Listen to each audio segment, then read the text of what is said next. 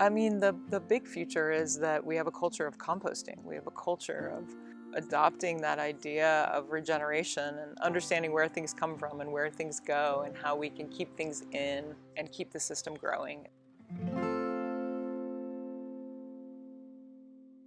Living a life of constant extraction is never, it's never going to work. I mean, you can't extract endlessly from a finite planet. All of it, everything is a cycle. It's a reciprocal relation. I think that we're in a place where there's a lot of broken cycles in human systems, in nature systems, and it's becoming more transparent. So it's a time to, I feel like, learn and understand how can we support each other and how can we support the planet in a way that is regenerative, that's truly regenerative. Remembering, just waking up and remembering, if you are so fortunate to have fresh air and clean water and access to food that we've already been given forward. So what can we do to stay in relation and then in reciprocity with the fact that we wake up to this abundance, you know? Yeah, giving back to all that's been given, you know, just by waking up is something that is worth pondering on a regular basis, I think. My interest in compost came from wanting to build healthy soil because I know that good gardens, good community relations, a lot of them start with the soil. I thought that I would use a lot of the skills I'd gathered in my life to start a community garden. But not knowing anybody, having not lived here for almost 20 years, I knew that there was a food waste challenge and a soil challenge, and soil is a great place to start for a community garden.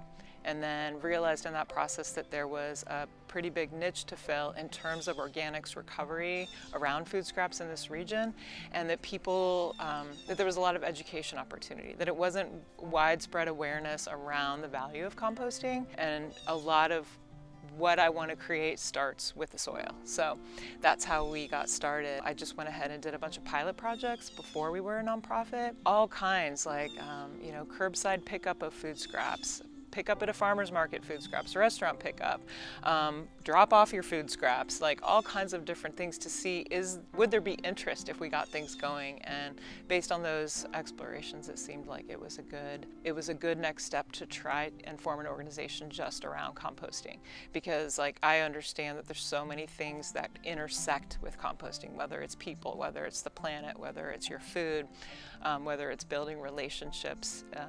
There's so many intersections with composting. It's really not that complicated. You just need a couple ingredients and a desire to participate in a regenerative process. So you need your food scraps, your vegetable and fruit food scraps. You need some kind of a carbon source, whether it's mulch or straw or cardboard, and air and water. You mix those together in the right proportions, you're basically making a meal for nature, and you have this beautiful byproduct, which is cured compost, which is this nutrient-rich soil food. To any average person who is curious, how can I start? Where should I start? I say, get something to put your food scraps in, put your food scraps in them, bring them to your bin in your backyard.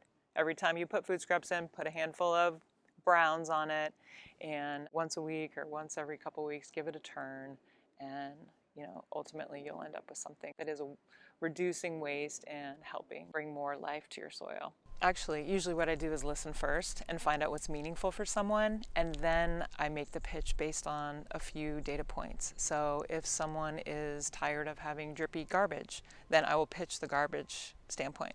If someone is concerned about the landfill getting too big, I will say we will help landfill reduction. If someone's concerned about the climate, I can talk about how composting helps sink carbon and how not driving all the way to Nokomis to dump our food scraps will alleviate the energy use and the emissions from that, and the methane emission from the landfill. If someone's interested in their grandkids, we'll talk about kids. If someone interested in growing nutrient-dense food, we'll talk about soil and food. It's really, for me, it's about finding out where people are at and starting there. People can bring food scraps, deposit them in city park compost stations, and we either process them right there in the city parks, or we partner with a larger processor if we have more than we can handle. So that's a significant portion of our week. We also spend time working in local community gardens, either helping people get compost into their garden, teaching people about gardening or teaching people about composting. Yeah, it's super simple. It's like you're already going to put it in a garbage bin, so just put it in a different bin. Create soil instead of landfill. It's not complicated. It's super easy, and then you have all these wealth of benefits, that you can participate in. I know when people have that aha moment when they start sending me notes and they start asking me, can I compost dental floss? What about my coffee stirrer? Can I compost dry grains? When people start asking more questions like that, it's like I know that they've totally locked into it. They start looking, because they've shifted the way they think about things. So they're looking at everything from the perspective of, is it compostable or not? And then they go into like, should I buy it if it's not compostable? Do I need it? There's like this whole, you start backing into a whole different frame, and it's really fun to see that unfold. You have things that you can share, you have skills you can teach, you have food you can share, you have relationships just waiting to happen at any level. A garden is such a good platform for collaboration. So, and we have so many people, like even at the house and in the community gardens, that are just walking by and they stumble in and they're just so curious about what's happening and how could they do that too. And the bottom line is that it inspires me. What I see unfolding in nature every day is just so inspirational, and so I want to do everything I can to support that. And I think that a lot of human healing can come from participating more with nature and remembering that we are nature. So I feel like the more opportunities to remember by growing and being part, the better. The more healthier I am. There's a lot of mental health and calm that comes from participating with nature. It's very hopeful, it's very affirming, it's very humbling, it's very appreciated. It's appreciated. Like, we would not have gotten this far, without all the people and the organizations that were willing to take a risk on what we want to create. So that's very appreciated. Being able to understand, we've learned a lot of lessons around internal sustainability. I learn lessons every day. Every day I do something I've never done before. I didn't actually realize that's what I was signing up for, but like once it started rolling out, it's like, okay, every day you got to do something you never did before. Great. Okay. So that's a great adventure. There's a big vision, but for me, I had to learn to just remember one solid step at a time.